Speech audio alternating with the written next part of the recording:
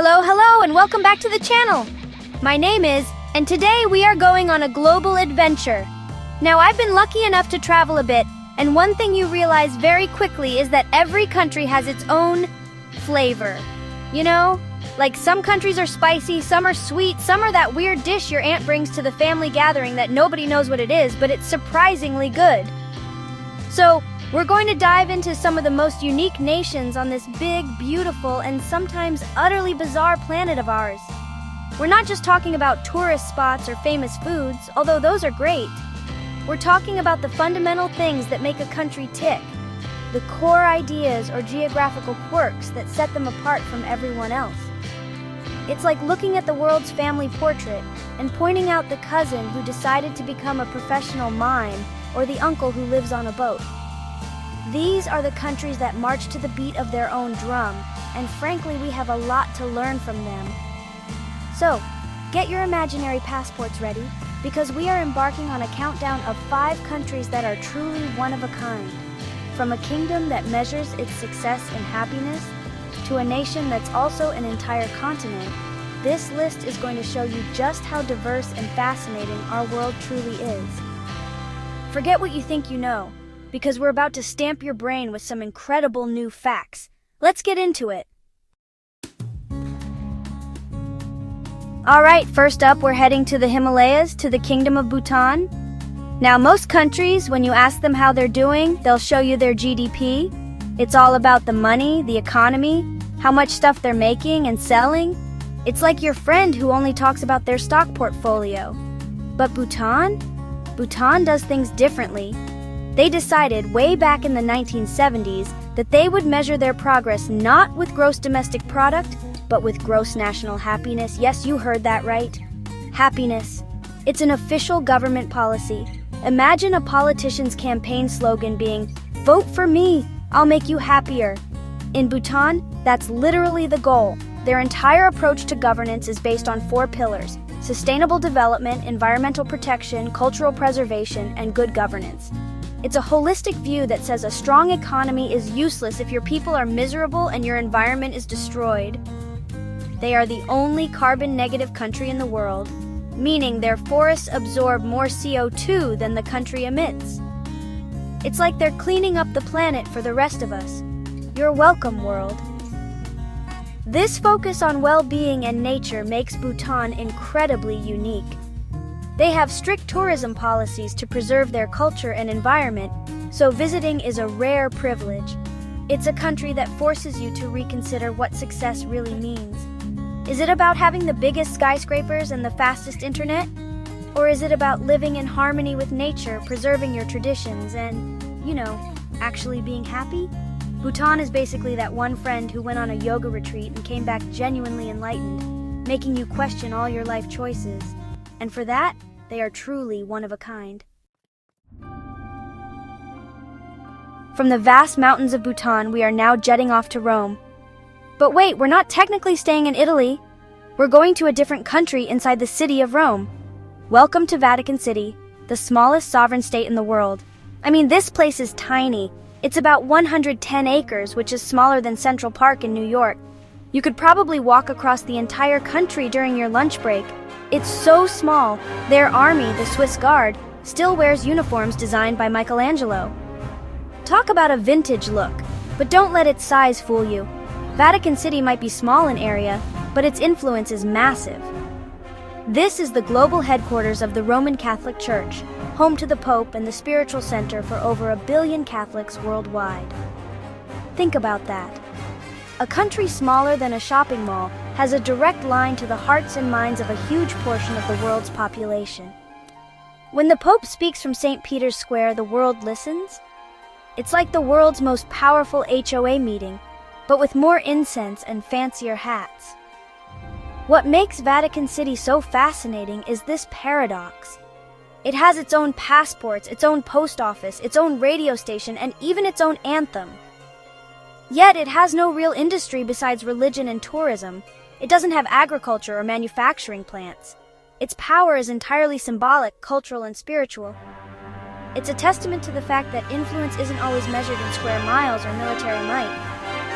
Sometimes the most powerful places are the ones that occupy the smallest physical space but the largest spiritual one.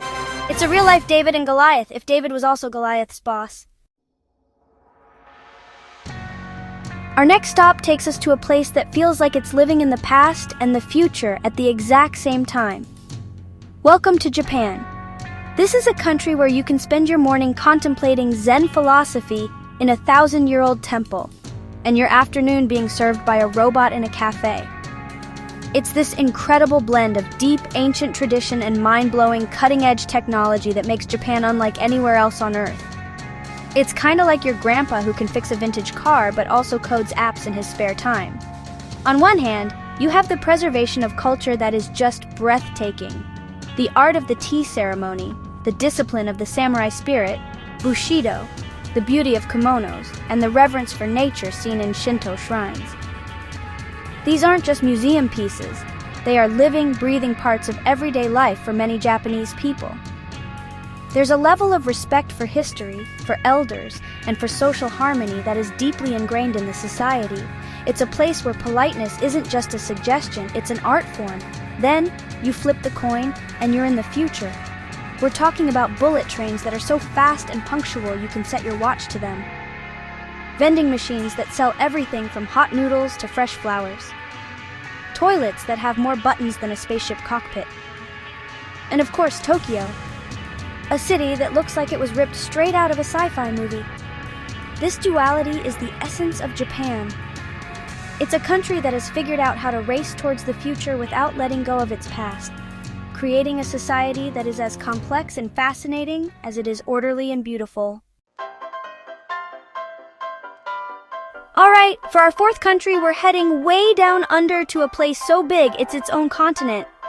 Yes, we're talking about Australia. Now, there are other big countries, sure, Russia, Canada, China, but Australia is the only one that can say, yeah, I'm a country, but I'm also a whole continent. What have you done lately?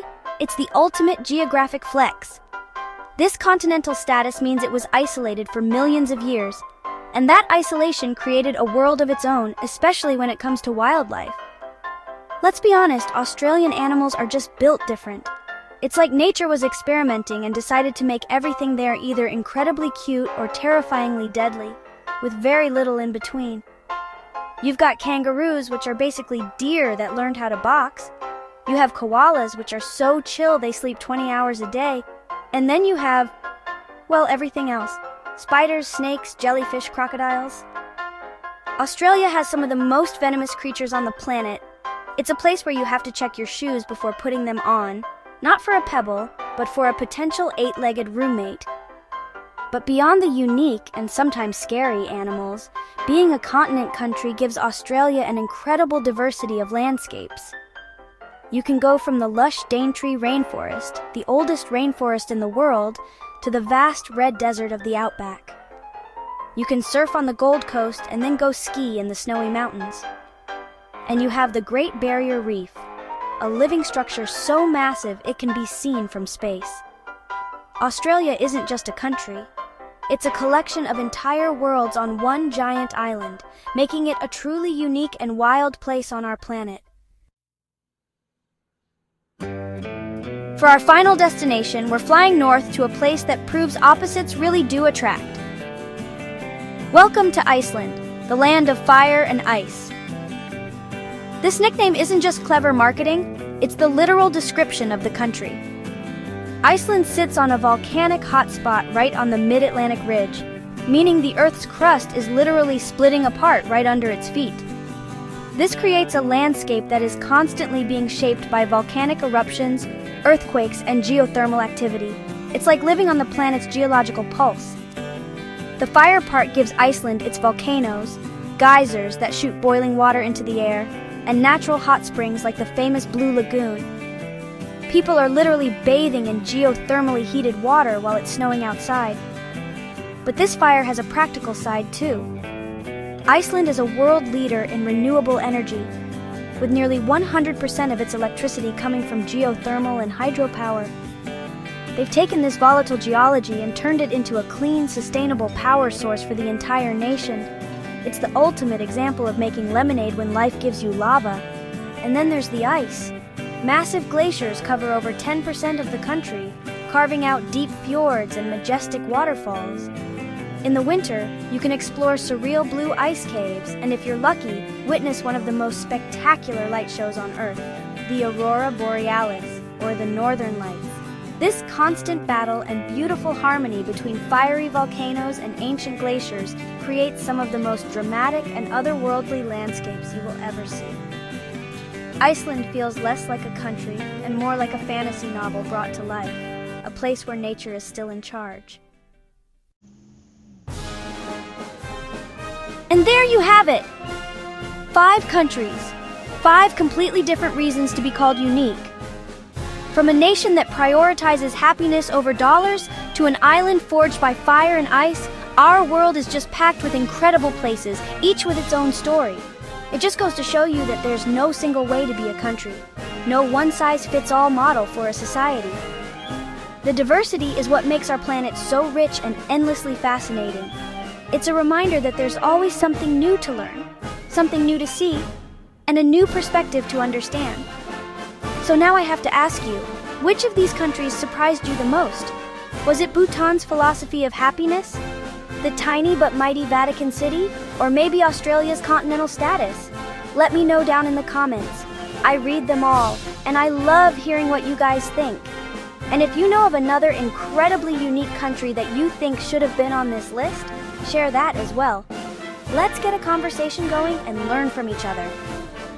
If you enjoyed this global tour and want to discover more fascinating facts and incredible stories from around our world, make sure you hit that subscribe button and ring the bell so you don't miss our next adventure. We're just getting started, and there's a whole planet out there to explore together. Thank you so much for watching. Stay curious, and I'll see you in the next video.